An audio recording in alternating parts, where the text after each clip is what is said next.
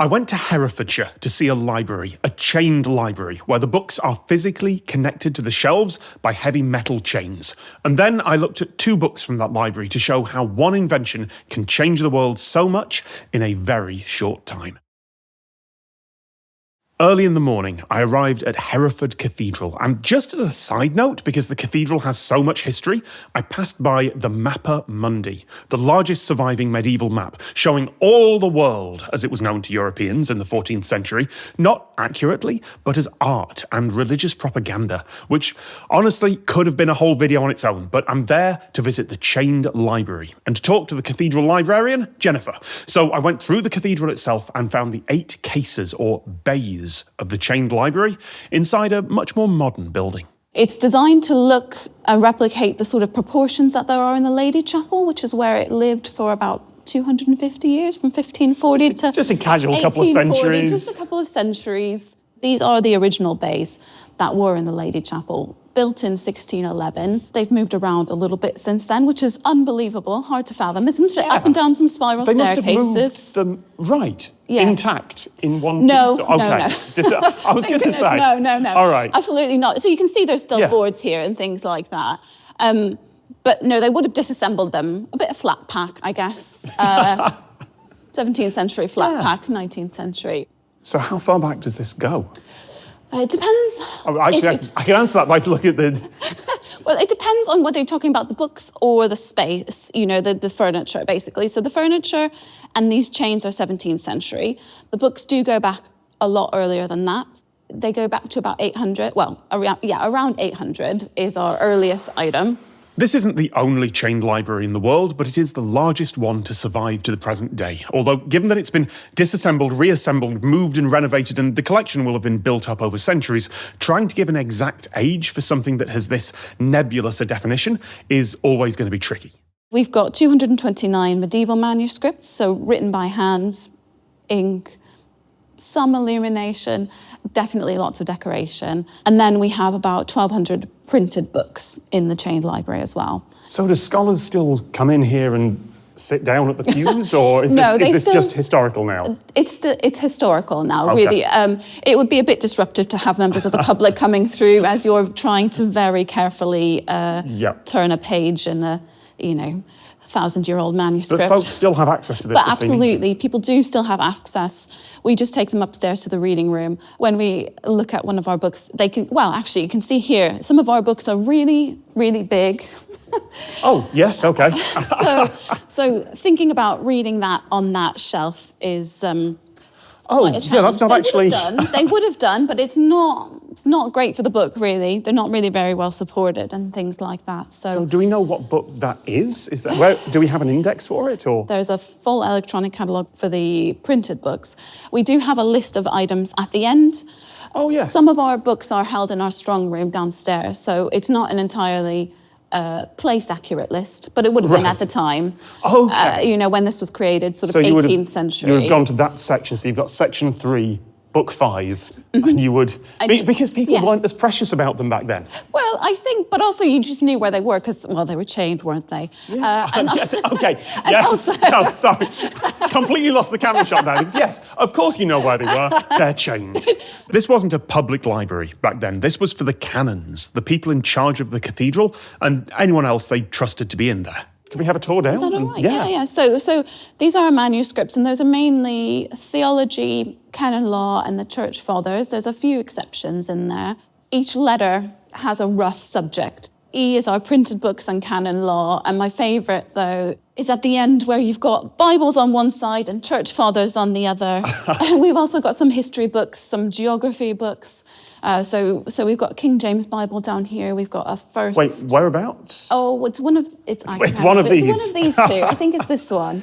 Now, in theory, I realise that no random member of the public is going to be able to look at that, but if there were a scholar with a thesis that required that specific copy, could you still pull that out?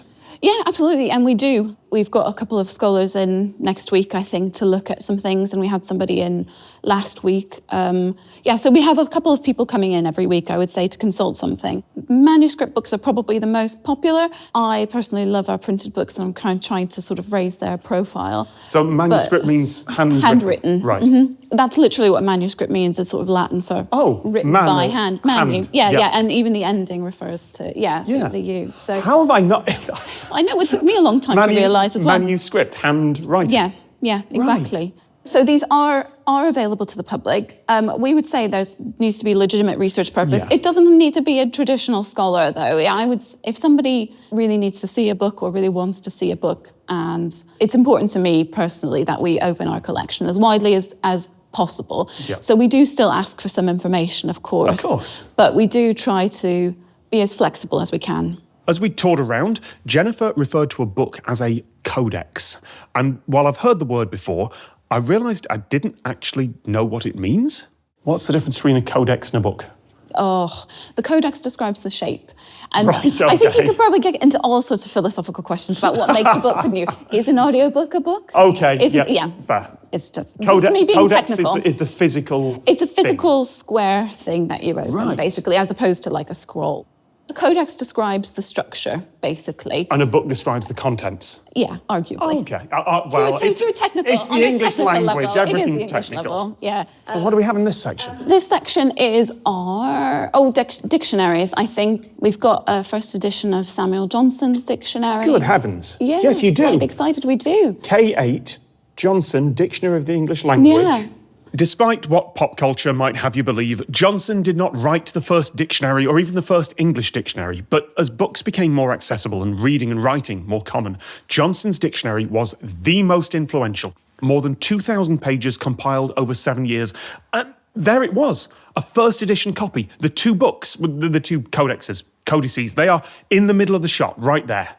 You can tell my background, can't you? Bible from the 9th century, yeah, I guess that's interesting. First edition of Johnson's dictionary, come on. But if you want to look inside that dictionary, there are several copies of it that have been scanned and digitised and are available online. You can get a near-perfect physical reproduction without risking any damage to the original, and there aren't many original copies left. If somebody asks to see it, I will try to take it out for them if possible, but I will often try to ask them if there's a particular page they want to see beforehand, and I will send them a link to that digital copy. Right. So why are the books chained? I did think about clickbaiting this with some ghost story or legend, but the truth is it was to stop people stealing them. There's been suggestions that the potential value of a manuscript written by hand was the whole value of a farm, for example. And even as you come into printing, they still retain that value. Of course, there is also the arrangement bonus. Arrangement bonus? If you know if it's changed, you know where it is and you can find it. Yes. Basically. So there's the location. No, sorry, I'm laughing because I have literally had to do research in... I think it was a library in Amsterdam, and it was a really obscure book on some buildings. And yet we've got it in stock. We know exactly where it is. It's not on that shelf. This happens all the time. Yep. Less of an issue with the chained library, although we do have records from the 18th century of books being described as messy again and somebody being paid to come in and arrange them. So I don't know whether that's to do with the classification or whether things did actually shift, because obviously you can take them off, but it is a real discouragement, I have to say. And I guess these days, these books are priceless, because in the event that Hereford Cathedral goes, someone has stolen one of our books, there isn't an antiquarian dealer in the world who's going to touch that. It's literally priceless. You cannot put a price on these. No. That's the strangest thing about working here, is that so many of the things that we do work with are just priceless, irreplaceable, completely unique. And I know you don't necessarily think about that with the printed books, but of course there's marginalia, there's writing, and you've got all that provenance information. Yep. So even if you have that same access to text somewhere else, it's not the same if you're thinking about those levels of detail, if you're thinking about it as an individual object. It's beautiful. Yeah. It really is. It's very lovely. You literally cannot put a price on the books in that library. But you can put a price on this. The people who buy and sell your personal data hate this man. Hi. This is Ben. He is in charge of how Incogni works behind the scenes. That's not a joke. He's not an actor. When people say Incogni stops data brokers buying and selling your personal information, Ben is the person who makes sure that happens.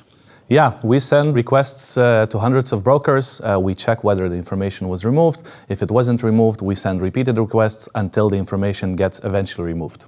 Data brokers buy and sell people's details, so they build up groups of people that they then sell to advertisers and trackers. Your personal details, down to things like your purchase history, may well just be up for sale. One broker had lists of people with titles like rural and barely making it, or rough retirement. You can opt out of these manually, but there are so many companies you have to know who they are and how to ask. I have made those requests by hand before. It takes ages and it's frustrating, and I have better things to do, and the details can just pop up again later.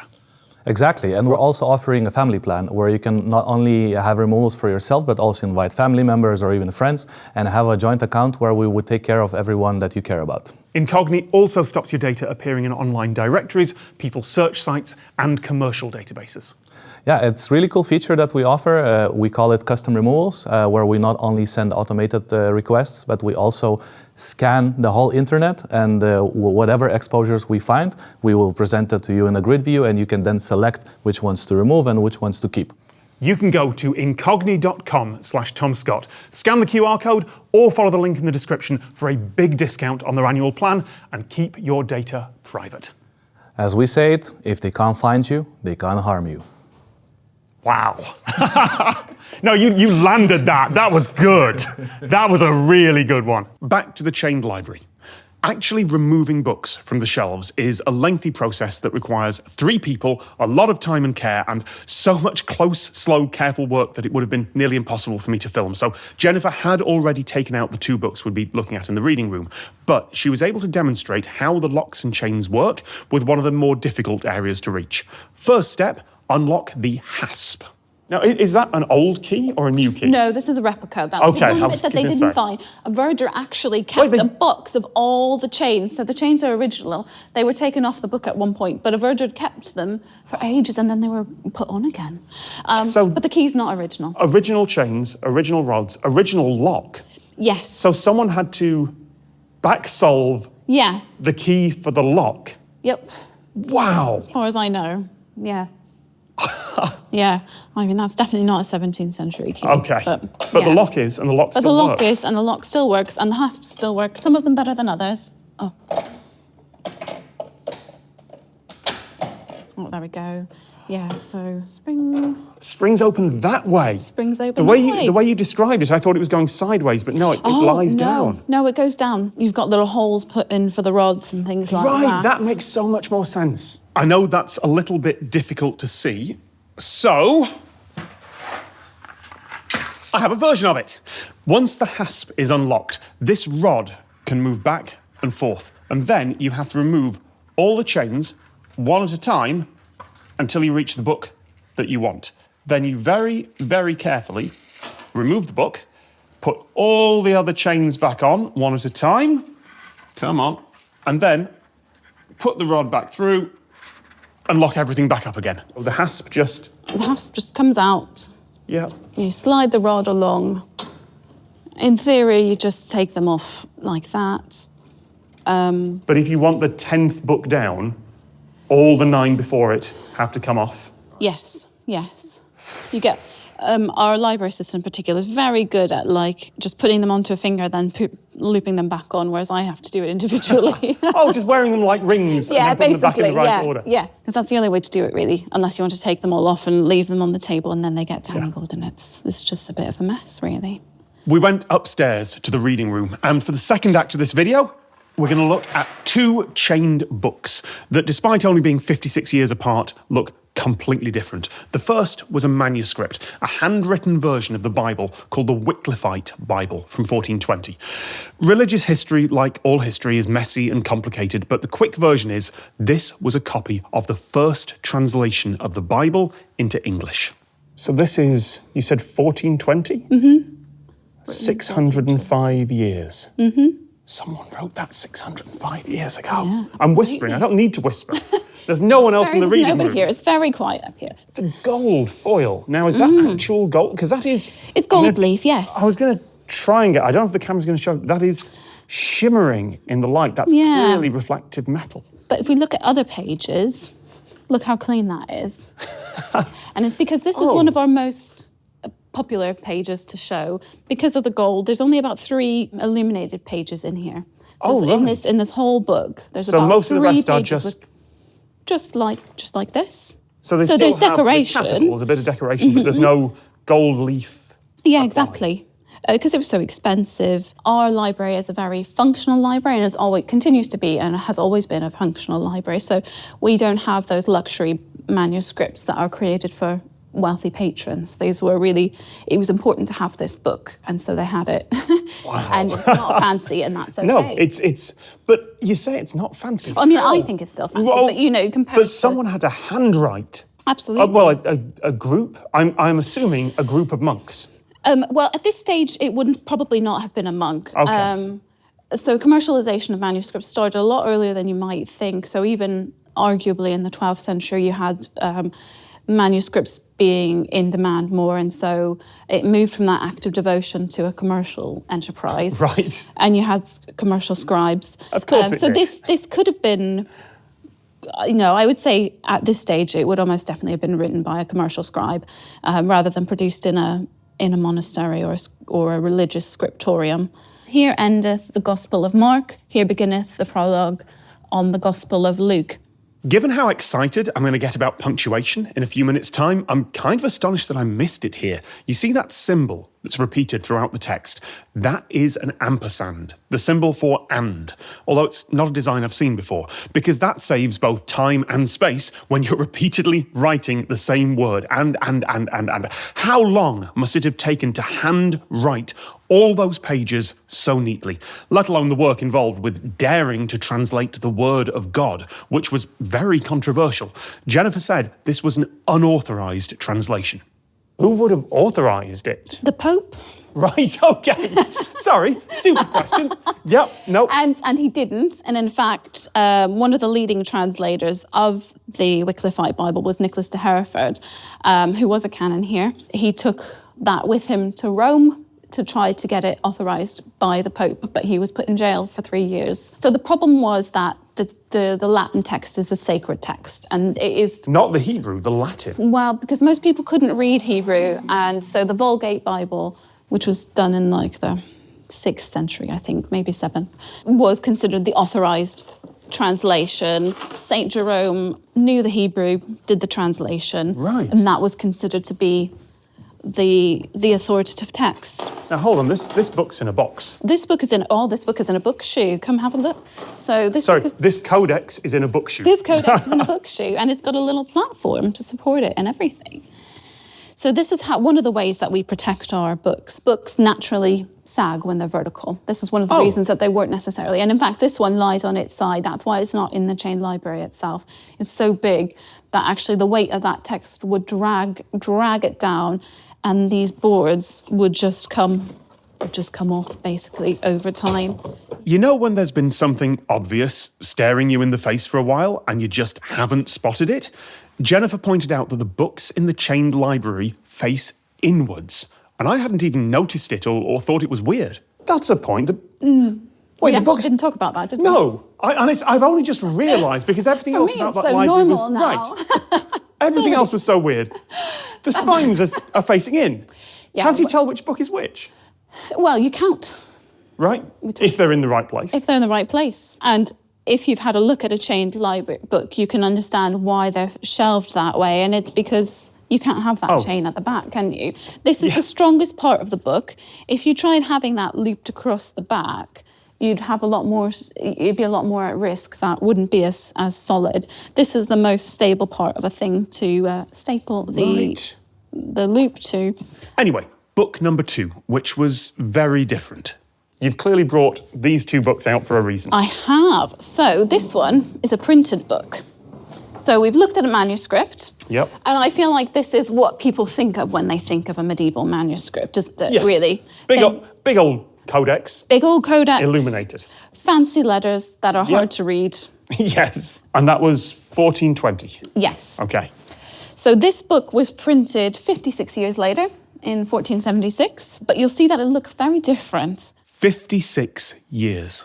There were 58 years between the Wright brothers' first flight and Yuri Gagarin being the first person in space. There were 56 years between the basic chatbot Eliza and ChatGPT. And there were 56 years between that handwritten Wycliffite Bible and this copy, this movable type printing of the Doctrines of Nonius Marcellus. It was printed by a man named Nicholas Jensen, who was a Frenchman who set up a printing press in Venice.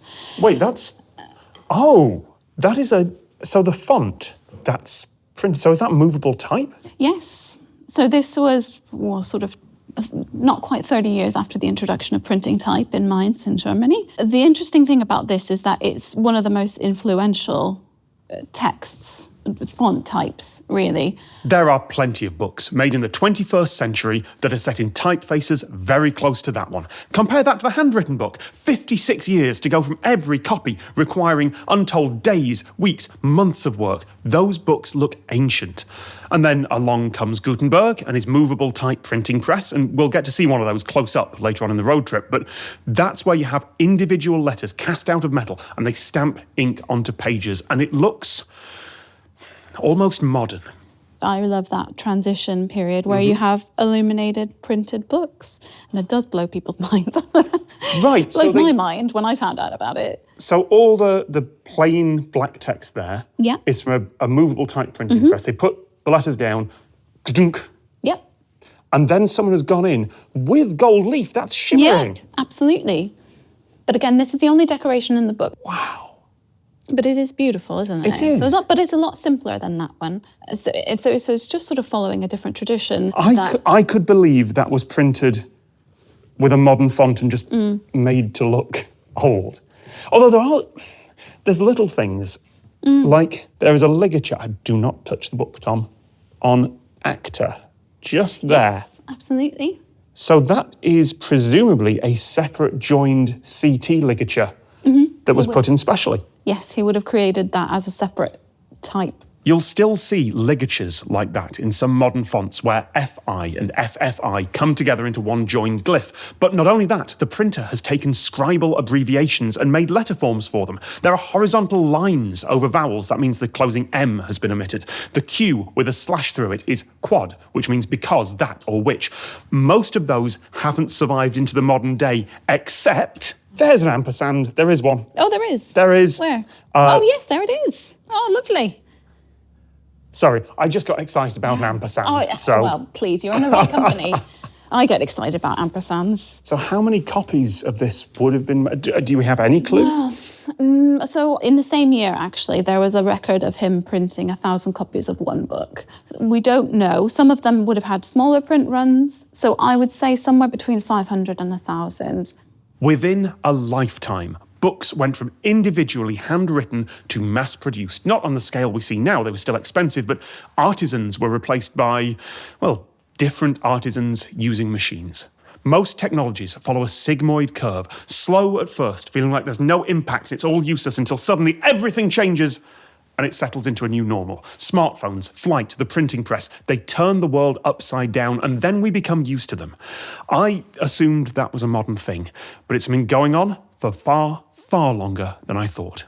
Next time, or right now on Nebula, a hidden monorail and a video that went wrong in the best possible way.